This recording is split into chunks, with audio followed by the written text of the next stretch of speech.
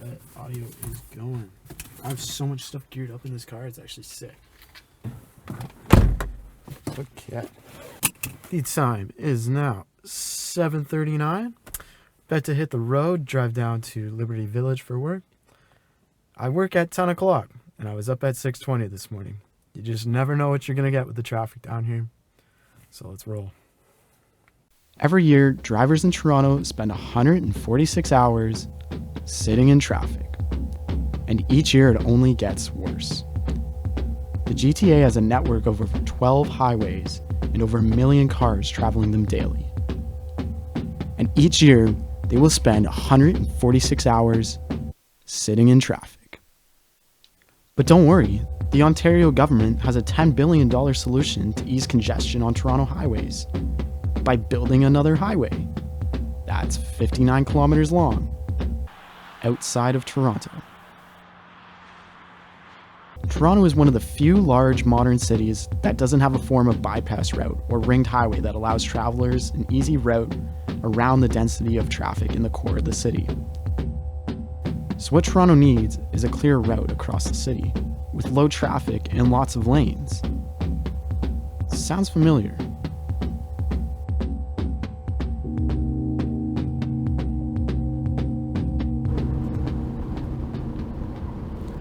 So this is my morning routine. Every day, I spend 2 hours to commute to school, and at the end of every day, I spend 2 hours commuting back from school. It's a 30-minute drive from my house to Barrie South Go, from Barrie South Go, an hour and 40-minute GO train ride to Union Station, and then from Union Station, a 10-minute, 5-minute subway ride to TMU. The distance between my house and TMU is 100 kilometers. That's normally an hour drive, but I spend 2 hours commuting on the train. Why? Because of this. The usual spot. Here's the GO train. It would take me just as long to drive down to school as it does sitting on the train. At least I can be productive here.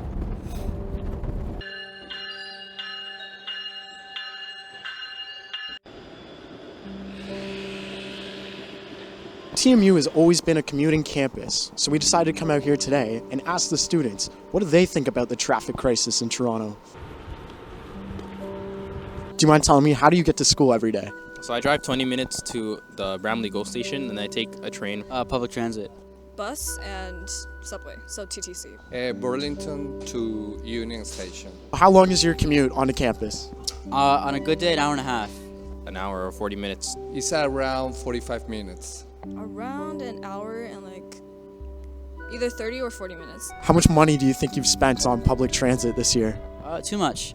Like, too much. Too much. And so how come you don't drive all the way down to school every day? Because it would just take too long, more cost effective if you just take the train. Do you have a driver's license? No, but I am in the process of getting it. Once you get your driver's license, would you consider driving down to school, or would you continue taking public transit? Stick with transit. Driving here is a little too... I wouldn't do it. I don't really want to drive. Yeah, I can do that, but the traffic is so jammed. Do you enjoy driving in Toronto? I do not, no. I only drive this truck because I'm a contractor and I do carpentry and I have to schlep around doing that kind of thing. East Gwillimbury is your next station stop. So the interesting thing about the GO train as well is you look at any stop in Barrie or even Bradford, East Gwillimbury, there's barely anyone out there on the platforms. But once you get down to King City, Aurora, Rutherford, those platforms are lined. So there's clearly lots more people getting down closer to the city, getting onto the Barrie line to take the train down. So why is no one taking the GO train from Barrie? I'll try eliminating driving completely and just take public transit. Like, if there was a subway station close to my house, I would much rather just take that all the way here. So I think the frustrating part is that if you're coming from somewhere where it is more driver focused and then getting to somewhere that is more pedestrian focused, there isn't a good balance between the two. So when I first started commuting down to the TMU campus during the COVID-19 pandemic, I could get down to school in about an hour and 15 minutes with that nice COVID-19 traffic. No one's on the roads. Since the COVID-19 restrictions have been lifted and everyone's getting back on the roads, I've not been able to make it down to campus in under 2 hours. And if a cement mixer flips on the 400, maybe even 9 hours. There's no altruism. Everyone's out for themselves. No one gives a fuck about each other on the road. back in the day, you know, you wave, you signal, you let people in. Not anymore.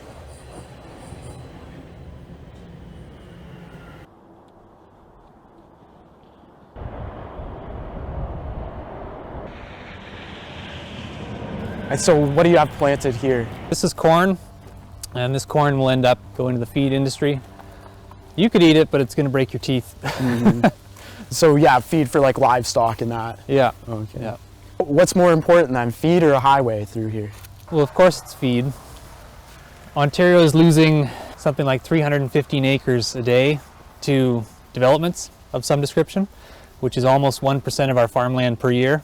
It's corn, but it's food. If we don't have food security, what do we have? My name's Dean Orr. We farm a family farm in King City, Ontario here. Cash crop mostly, so we do corn, we do a little bit of maple syrup, about 1,100 liters a year. Chicken eggs and sweet corn out of the driveway. We do a lot of stuff. And so do you have any like estimation on how many mouths you actually feed? Has anyone given you stats on that or anything? So I actually did the math a couple days ago, and we sell probably almost 10 million pounds of grain. It's a lot of mouths. We think we're much more advanced than a simple agrarian society. Agriculture supports everything else happening, so if you can't look after that. So you must be busy all the time then? Yeah, typically working anywhere between 10 to 14 hours a day and no weekends. Have you heard of the Highway 413? Oh, have I? Almost as soon as the Conservative provincial government got in 2018, I think they wanted to resurrect it right away. It had been killed off earlier because of environmental concerns. To the surprise of everyone, you know, given the state of the environment, they want to bring it back.